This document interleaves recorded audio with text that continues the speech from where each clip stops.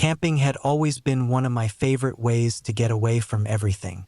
The noise, the stress, the constant distractions of life.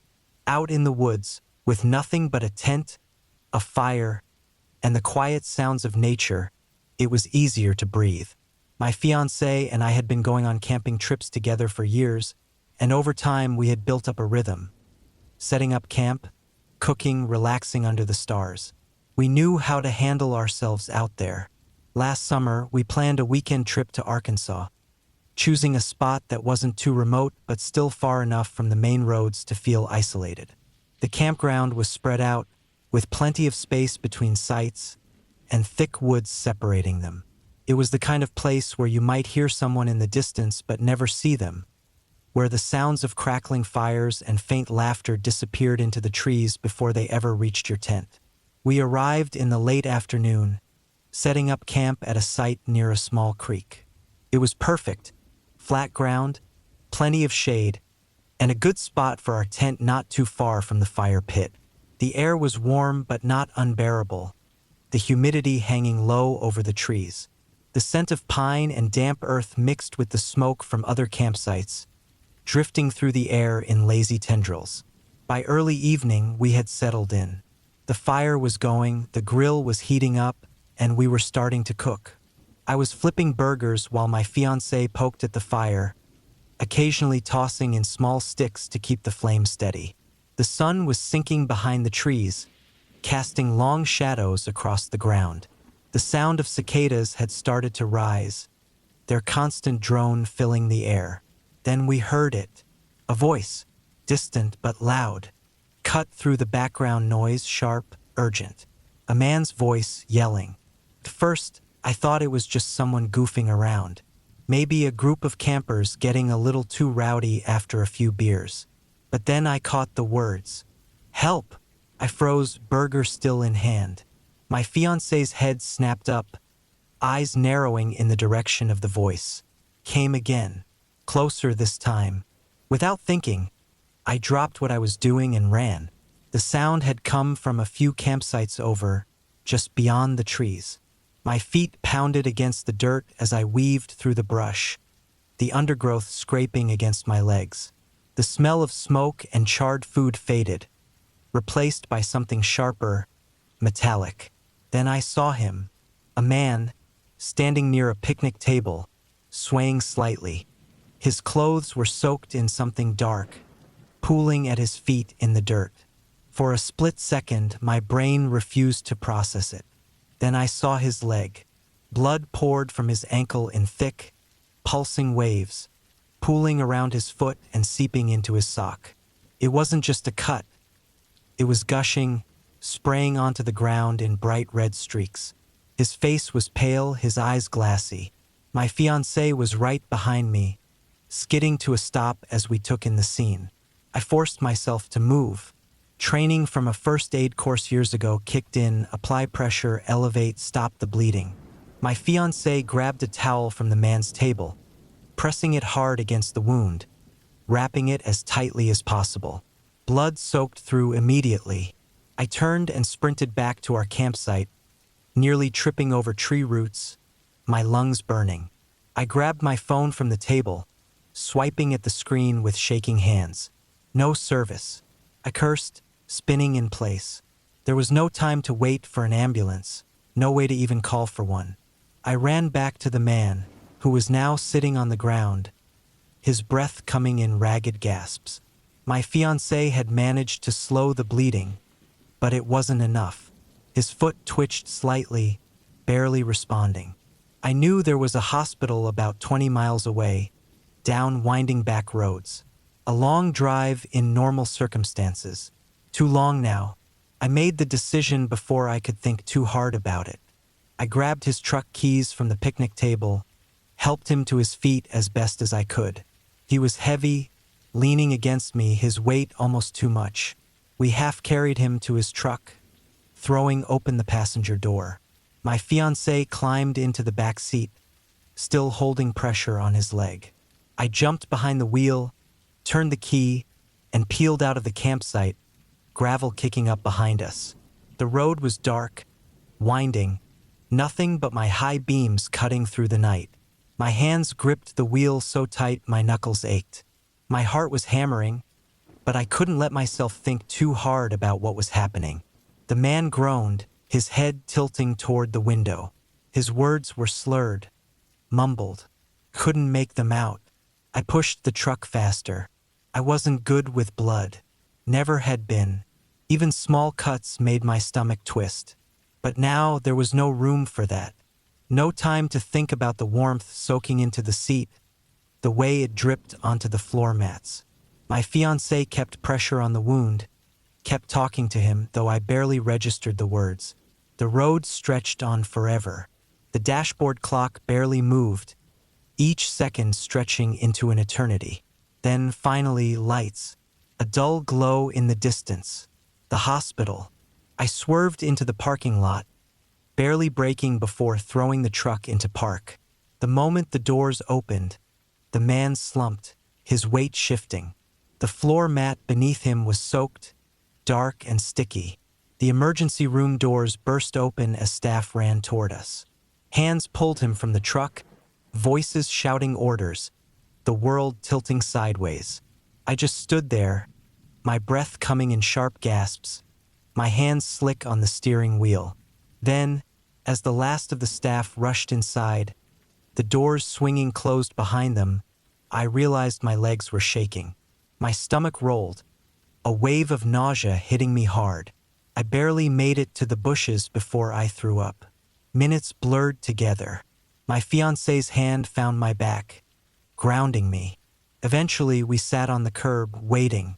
The parking lot lights buzzed overhead, casting long shadows. An hour passed, maybe more. Then someone came out, telling us he would be okay. 18 stitches.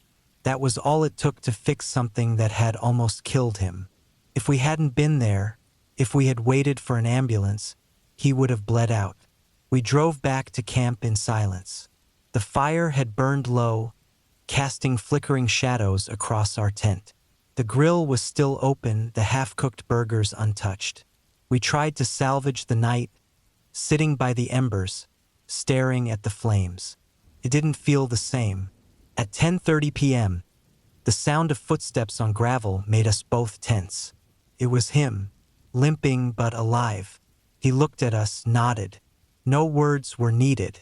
We had saved his life, and neither of us would ever forget it. I had been planning the trip for months.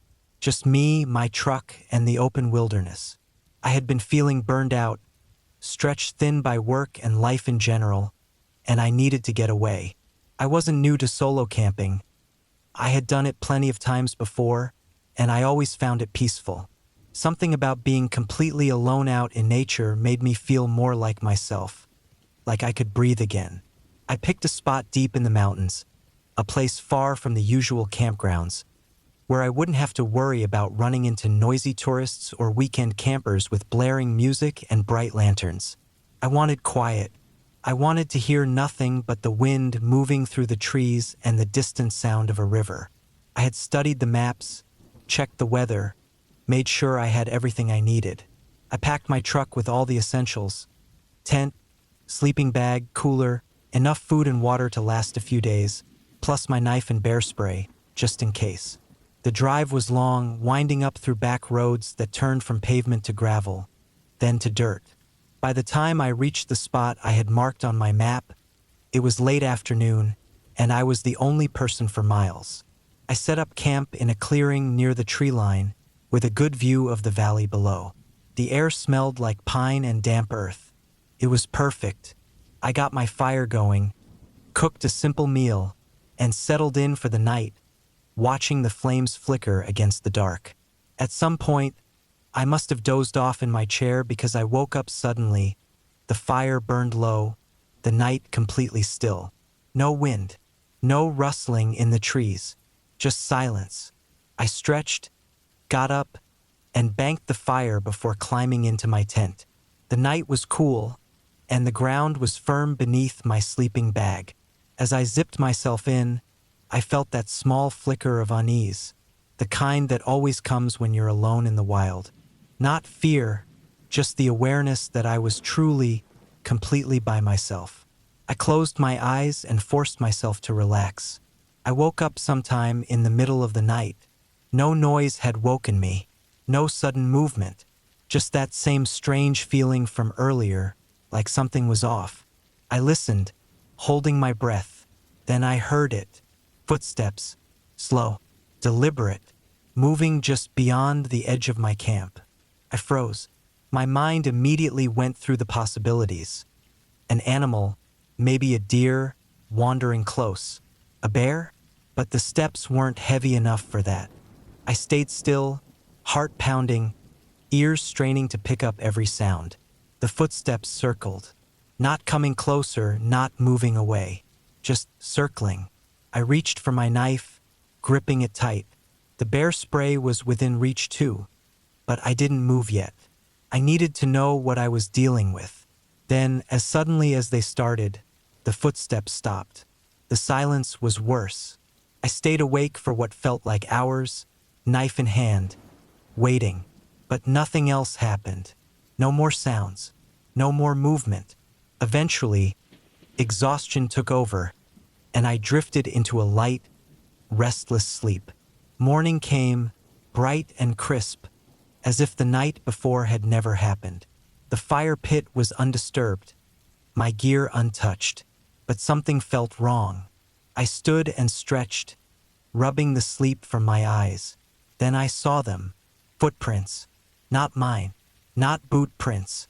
Bare feet, pressed into the dirt around my tent, circling my camp. I felt a cold wave of fear wash over me. The prints were fresh. Someone had been out here walking around my camp while I slept. I scanned the tree line, looking for any sign of movement, but the woods were still. Whoever it was, they were gone now. I crouched down, inspecting the prints. They were small, not child-sized, but not large either. The toes dug into the dirt, meaning whoever it was had been moving slowly, carefully. I straightened up and took a deep breath. I didn't like this. I packed up my gear as quickly as I could, every movement feeling too slow, my back prickling with the feeling of being watched. I didn't stop to eat, didn't bother with breakfast. I just needed to get out of there. As I threw the last of my stuff into the truck, I took one last look at the footprints. They were leading away from my camp now, back into the trees. But there was something else. A set of them coming back. Whoever it was had left before sunrise. But before that, at some point in the night, they had stopped circling and stood right outside my tent, listening. I got in my truck and left without looking back. I spent a few summers working as a camp counselor at a sleepaway camp tucked deep in the woods, miles from the nearest town. The kind of camp that had been around for decades, where the cabins were old, the trails were worn, and every counselor had a story about something weird that had happened over the years. It was the kind of place where the darkness felt heavier at night, where the trees swallowed the last bits of daylight and left everything feeling just a little too quiet. We always told ghost stories around the campfire. It was a tradition. The younger kids got the fun, silly ones, but the older campers wanted something scarier. Something that would stick with them when they lay in their bunks at night, staring at the ceiling, listening to the sounds of the forest outside. I had my own go-to story, a tale about a ghost that killed people unless they gave him 2 of their teeth and 2 names of other people to take instead. It was the perfect mix of creepy and ridiculous, something that would make the campers uneasy but still let them laugh it off at the end. But the real trick, the thing that made it unforgettable, was what I did after. See, when I was a kid, 2 of my adult teeth never came in. I had gaps where they should have been, and for years I wore a retainer with 2 fake teeth to cover them. It was just one of those weird genetic things, nothing special, but it made for a perfect scare. At the end of the story, right before sending the kids off to bed, I'd quietly pop the retainer out and give them a big, wide grin, showing the empty spaces in my mouth. That moment, the realization in their eyes, the way the fear flickered into something real, was the best part. It was all harmless fun. Until one summer, when something happened that I still can't explain. It was late July, the middle of the season. By then, the campers and counselors had settled into the rhythm of things. The newness had worn off, and we all felt comfortable, like we belonged there. The days were long and hot, filled with swimming, hiking, and endless games. The nights were cool, heavy with the scent of pine and campfire smoke. It was easy to forget the outside world existed. That night, my co-counselor and I had taken our group of campers down to the fire pit by the lake for stories. It was one of the last nights of the session, and we wanted to make it count. The fire crackled, reflecting off the water, and the kids huddled close together, wrapped in blankets and sweatshirts. The air buzzed with nervous energy, that perfect mix of excitement and unease that came with a good scary story. I told my usual one, drawing it out, letting the suspense build, watching their faces in the firelight. They hung on every word, eyes wide, breaths held.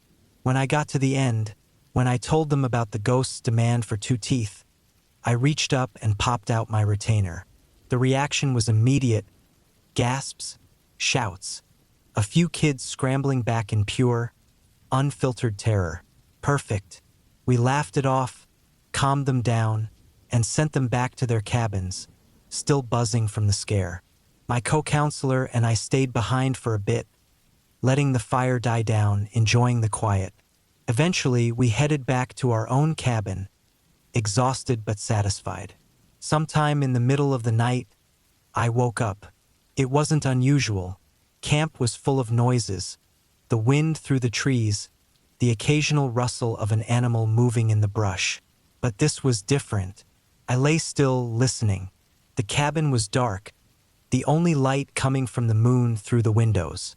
My co-counselor was asleep in his bunk across the room, breathing slow and even. Everything was quiet. Then I heard it, a soft rustling just outside the cabin. Not the wind, not an animal, something deliberate. I sat up slowly, my heart already pounding. The cabin door was closed, but the windows were open, letting in the cool night air. I strained my ears, trying to pick out the sound again. There it was, closer this time, a shuffling, almost hesitant, moving along the wall outside. I reached for my flashlight, gripping it tight. My mind raced through possibilities. One of the kids sneaking out? A prank from another counselor? I swung my legs over the side of the bunk, my feet hitting the wooden floor. The boards creaked softly under my weight. The sound outside stopped. I held my breath. For a long moment, there was nothing. Just the wind, the distant sound of the lake lapping against the shore. Then, slow and deliberate, something pressed against the window screen. Not hard, just enough to make it bulge inward slightly, like someone testing it. I flicked on the flashlight and aimed it at the window. Nothing. The screen was still, the woods beyond empty. My pulse hammered in my ears. I waited, the beam of my flashlight cutting through the dark. A minute passed, then another. Finally, I let out a breath. Maybe it had been my imagination. Maybe I dreamed the whole thing. I turned off the light and lay back down, my body tense, my mind unwilling to relax. I stayed awake for a long time, listening, but the sound didn't come back. Morning came, bright and normal, the events of the night already fading into that strange, uncertain space between dream and memory. But when I stepped outside, stretching in the morning sun, I saw them, 2 small, white shapes, sitting just outside the cabin door. Teeth. I stared at them, my stomach dropping. They looked real, smooth, slightly yellowed, like they had been there for a long time. I bent down, hesitating before picking them up. They were cold. Too cold for something that had been outside all night. My mind struggled for an explanation. A prank? Some kind of coincidence? But who would do this? I looked around. The woods were the same as always, quiet and still. Nothing out of place. I felt a chill crawl up my spine. I took the teeth and buried them near the fire pit, deep in the dirt. not sure why but feeling like I had to. I didn't mention it to anyone. What would I even say? The rest of the summer passed without incident. But I stopped telling that story, and I never, ever took out my retainer at camp again. I had been on the road for a long time, longer than I should have been, but that was how it always went. The money was good when the miles were high, and I was used to pushing it. That night, I was running a load of steel coils from Ohio down to Texas. A long stretch, mostly highway, not too many stops except for fuel and maybe a couple of hours of sleep if I could afford the time. The weather had been decent when I left, cold but clear, but the forecast had warned of rain turning to ice the farther south I got. That was the last thing I needed, especially hauling something as heavy as what was on my trailer. The first few 100 miles were uneventful. I ran through Kentucky, then Tennessee, making decent time. Traffic was light since it was late, and I preferred driving at night anyway. Less idiots on the road. I'd seen too many wrecks, too many people cut off an 80,000-pound truck like they had a death wish. I knew better than to get comfortable, though. Long-haul trucking has a way of lulling you into a false sense of security, and the second you start thinking nothing's going to go wrong, something does.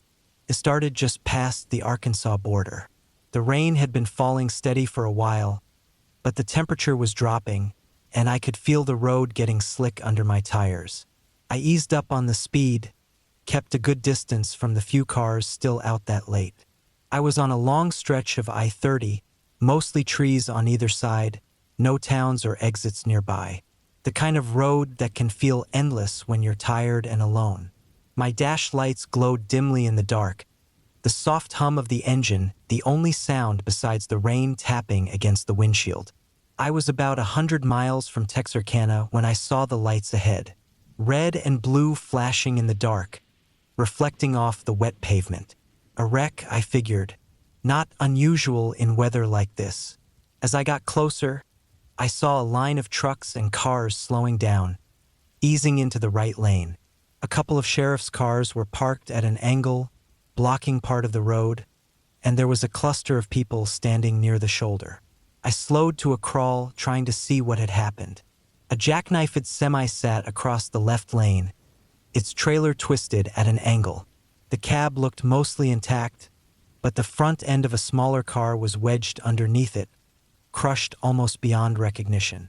I could see first responders working around it, but from the way they moved, it was clear there was no saving whoever had been inside. I had seen enough accidents to know what that meant. Traffic was still moving, just slower, and as I crept past, I noticed something that made my stomach clench. The semi's trailer was carrying steel coils, just like mine. Heavy loads like that can be dangerous if they're not secured right. If a coil comes loose in a wreck, it'll cut through a cab like a knife through butter. I kept my eyes on the road ahead and told myself to shake it off. No use thinking about it. The rain picked up not long after that, the temperature still dropping. I kept the heat on low, just enough to keep the windshield from fogging up. My hands were starting to ache from gripping the wheel too hard, but I couldn't help it. The road was getting worse, patches of ice forming in spots, and I knew I had to be careful. I had another 300 miles to go before I could rest, and the last thing I needed was to end up like that guy back there. An hour passed, maybe more. The road stretched on, dark and empty. The only light coming from my headlights and the occasional glow of another truck in the distance. I was tired, but not enough to stop yet. I just wanted to get through the worst of the weather before I found a place to pull over. Then I saw something ahead. At first, it was just a shadow on the road, barely visible in the rain. As I got closer, I realized it was a person. They were standing in the middle of the highway. My heart jumped into my throat. I hit the brakes, careful not to lock them up on the ice, and my truck slowed with a groan. The figure didn't move, just stood there, barely illuminated by my headlights. My first thought was that it was a stranded driver, someone whose car had broken down. Maybe they had been walking to get help, and I was the first vehicle they had seen in a while. But something felt off. They weren't waving me down. They weren't moving at all. I eased onto the shoulder and brought the truck to a stop a few yards away. The rain was coming down harder now, the wind howling through the trees on either side of the road. I kept my lights on and tried to get a better look at the person. They were dressed in dark clothes, soaked from the rain, their heads slightly tilted down. Something in my gut told me not to get out. I sat there for a moment, engine idling, hands still gripping the wheel. Then, slowly, the person turned and walked toward the guardrail. They climbed over it and disappeared into the darkness beyond. I waited, staring at the spot where they had gone. The highway was bordered by thick woods in that area, no houses or businesses nearby. If they had a car, it wasn't anywhere I could see. A bad feeling crept up my spine. I wasn't about to go chasing someone into the woods in the middle of the night, especially in weather like this. If they needed help, there were better ways to get it than standing in the middle of the road. I reached for my radio and called it in, giving my location and a description of what I had seen. The dispatcher acknowledged it, said they'd send someone to check it out. I didn't wait. I put the truck in gear and pulled back onto the highway, my eyes flicking to the mirrors more often than usual. The feeling didn't leave me, that tight, uneasy knot in my stomach. I drove for another hour before I finally stopped at a truck stop near Texarkana. The rain had slowed, but the air was colder, the road still slick. I parked in the back lot, away from the other rigs, and shut the engine off. My body ached from the tension of the drive, my head pounding from lack of sleep. I sat there for a while, staring at the rain running down the windshield. The night was quiet, except for the occasional sound of another truck pulling in or leaving. I never found out who that person was. The next day, I checked the news, but there was nothing about a stranded driver or anyone found near that stretch of highway. No missing person reports that matched what I had seen. Just another cold, wet night on the road. I finished my run and moved on to the next haul, but I never stopped thinking about it. It wasn't the first strange thing I'd seen out here, and it sure as hell wouldn't be the last. But something about that night stuck with me in a way others hadn't. Maybe it was the way they had stood there, unmoving. Maybe it was the way they had just disappeared into the dark. Or maybe it was the fact that when I looked back at my dashcam footage the next morning, there was nothing there. Just an empty highway and the rain. Hiking had always been something I did to clear my head. I wasn't reckless, but I enjoyed pushing myself, going deep into the wilderness, where I wouldn't see another person for miles. That was the appeal, the quiet, the solitude. This trip was supposed to be just another one of those. A 3-day solo hike through a remote canyon in the desert. No marked trails, no crowds, just me and the open landscape. I had planned every detail. I had studied the maps, packed extra water, brought my GPS and a paper map as backup. I wasn't expecting to get lost. I wasn't expecting to find something that shouldn't have been there. Day 1, I parked at the trailhead early in the morning, stepping out into the cool desert air. The sun had barely risen, casting long shadows across the rocky terrain. I strapped on my pack, adjusted my gear, and set out. The first few miles were easy, the ground mostly flat, dotted with low shrubs and dry riverbeds. The canyon walls rose in the distance, towering cliffs of red rock, cut deep by centuries of wind and water. That was my destination. By midday, I had descended into the canyon. The air was hotter down there, the walls rising high on either side, blocking most of the wind. It was quiet, the only sounds my own footsteps and the occasional bird echoing off the rock. I followed a dry stream bed, navigating around boulders and patches of loose sand. The plan was to hike deep into the canyon, find a good place to camp, and then explore some of the side passages the next day. Everything was going as planned, until I found the footprints. They were faint, half covered by sand, but they were there, barefoot, and they weren't human. The shape was wrong, long, too narrow, the toes splayed in a strange way. I crouched down, running my fingers over the edges. Fresh. Within the last day or two, I glanced up, scanning the canyon around me. Nothing, just rock and silence. I kept moving. By late afternoon, I had found a decent spot to camp. Flat ground, some natural cover from the wind.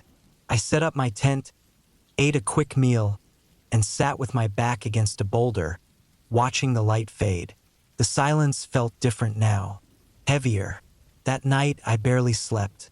I kept waking up, convinced I had heard something outside my tent, a shifting of sand, a soft, deliberate movement. But every time I listened, there was nothing, just silence. Day 2, I woke up early, feeling uneasy but determined to finish what I had planned. I left most of my gear at camp and set out to explore one of the side canyons. It was narrower than the main path, winding through high walls of rock, the sky barely visible overhead. An hour in, I found something strange, a structure. At first, I thought it was just a pile of rocks, but as I got closer, I saw it wasn't natural. A rough shelter built against the canyon wall. Small, maybe 5 feet tall, made from stacked stones and dried mud. It didn't look old. Someone had built this recently. I stepped closer, my pulse picking up. The entrance was low, just a dark opening in the rock. I hesitated. Then I noticed something near the entrance. Pile of bones, picked clean, sun-bleached. Some were animal, small skulls, ribs, but some were bigger, too big. I turned and left, moving fast. I didn't run, not yet, but I didn't stop. By the time I reached camp, the sun was sinking. I packed my things, my hands moving quickly. I wasn't staying another night. I started hiking back, pushing myself hard. I could make it to the canyon entrance by morning. Then I heard it, a sound behind me, soft, footsteps in the sand. I didn't turn around.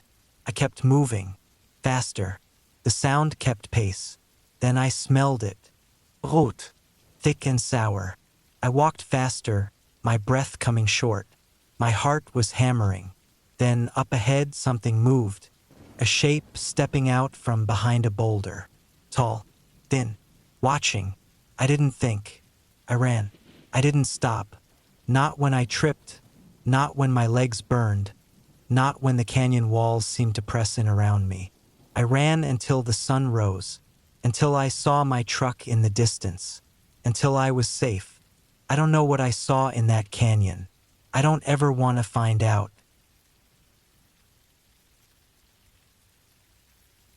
I had been driving long enough to know when something didn't feel right. I was running a long-haul trip from Illinois down to Arizona, hauling a load of construction materials, mostly rebar and steel beams, heavy but secure. It was a trip I'd done before, mostly interstate, no major mountain passes or tricky back roads. Just a lot of straight, open highway and long stretches of nothing in between. It was late September, the weather still decent but starting to cool off, especially at night. I had planned to make it down to a truck stop outside Oklahoma City before shutting down for a few hours, but I was running ahead of schedule. The road had been clear, and traffic was light, so I figured I'd push a little farther before stopping. I had been on the road for close to 11 hours already, only stopping for fuel once. I wasn't exhausted yet, but I could feel the weight of the drive settling in. My back ached, my legs felt stiff, and my eyes burned from staring at the road for too long. The sun had set about an hour ago, and the stretch of I-40 I was on was quiet. Just the occasional set of headlights in the distance, most of them other truckers running night shifts like me. The sky was clear, the stars bright, but out here, that only made the emptiness feel bigger. I kept the cab cool to stay alert. The low rumble of the engine, the only sound besides the tires humming against the asphalt. Then I saw something up ahead. At first, it was just a glow, taillights in the distance, dim and barely moving. As I got closer, I could make out the shape of a vehicle on the side of the road. A pickup, dark-colored, pulled onto the shoulder at a slight angle. Nothing unusual about that. People pull over all the time. Maybe a breakdown, maybe a flat tire. I slowed slightly as I passed, just enough to check if there was someone outside needing help. There was no one, just the truck sitting there, idling, taillights glowing red in the dark. The driver's side door was open. I kept moving. Something about it didn't sit right. I kept checking my mirrors, expecting to see someone step out of the darkness, maybe waving for help, maybe just standing there watching. But there was nothing. After a few more miles, I let it go. It wasn't my problem. If they needed help, they could call for it. I had learned a long time ago not to get involved with roadside situations unless it was a real emergency. But then, about 20 minutes later, I saw another truck. Same make, same model, same dark color, same open driver's side door. This one was farther off the road, barely visible in the darkness. No hazards on, no signs of movement, just sitting there like the first one. I felt my grip tighten on the wheel. Something wasn't right. I kept my speed steady, forcing myself not to check my mirrors as I passed. My brain was trying to come up with a reasonable explanation, but nothing made sense. Two identical trucks, both abandoned in the middle of nowhere? I exhaled slowly, pushing the tension out of my shoulders. Maybe it was nothing. Maybe it was just a weird coincidence. Then I saw a third one. This time it was parked in the median, facing the wrong way. And this time there was someone inside. I only caught a glimpse as I passed, but it was enough. A figure sitting in the driver's seat, barely illuminated by my headlights. Not moving, not looking at me, just sitting there still as a statue. I didn't slow down. I kept driving, my heart thudding in my chest. My breathing felt tight, my hands sweating against the wheel. I had seen some weird things out on the road, but nothing like this. My mind started running through the possibilities. Maybe it was some kind of police sting, though that didn't make sense. Maybe it was a setup, a bait trap for someone dumb enough to stop. Or maybe I shook my head. Didn't matter. I wasn't stopping. The miles passed, the road stretching ahead, dark and endless. I tried to focus, tried to let it go, but I couldn't shake the feeling that something was off. Then I saw the headlights. In my mirrors, far behind me, just two pinpricks of light at first. But they were moving fast. Too fast. I kept my speed steady, watching as they gained on me. My stomach clenched as they got close enough for me to see. Pickup truck. Dark-colored. I swallowed hard, keeping my hands firm on the wheel. My mind was racing now, running through my options. If they tried to run me off the road, I was heavy enough that they wouldn't win that fight. But if they had guns, I forced the thought down. Stay calm. Stay smart. The truck pulled into the left lane, speeding up to match my pace. I didn't look over. Didn't give them any reason to think I was rattled. Then, just as suddenly as they had appeared, they cut their lights, vanished into the dark. My pulse pounded in my ears. I could still feel them there, somewhere, running beside me in the blackness. I kept going. 5 minutes passed, then 10. Nothing. Then, ahead of me, I saw it. Another pickup, parked across both lanes. I hit the brakes, my tires screaming against the pavement, my trailer groaning from the sudden force. I felt my rig shudder, but I kept control, easing onto the shoulder as I came to a full stop. My lights washed over the truck blocking the road. It was empty. The driver's door was open, and behind me, I heard the sound of tires on gravel. I didn't hesitate. I threw the truck into reverse, slamming the pedal down. My trailer swung slightly as I backed up, my heart racing. Then, just before I hit the ditch, I cut the wheel hard and gunned it. The truck roared forward, my trailer fishtailing slightly as I tore back onto the highway. In my mirrors, I saw movement. Figures spilling out from the darkness, scrambling toward the abandoned truck. I didn't stop to see who they were. I just kept driving.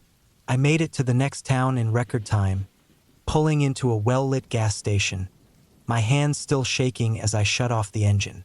I sat there for a long time trying to process what had just happened. No cops, no reports, nothing on the news. Just another quiet night in the middle of nowhere. But I knew better. I never took that route again.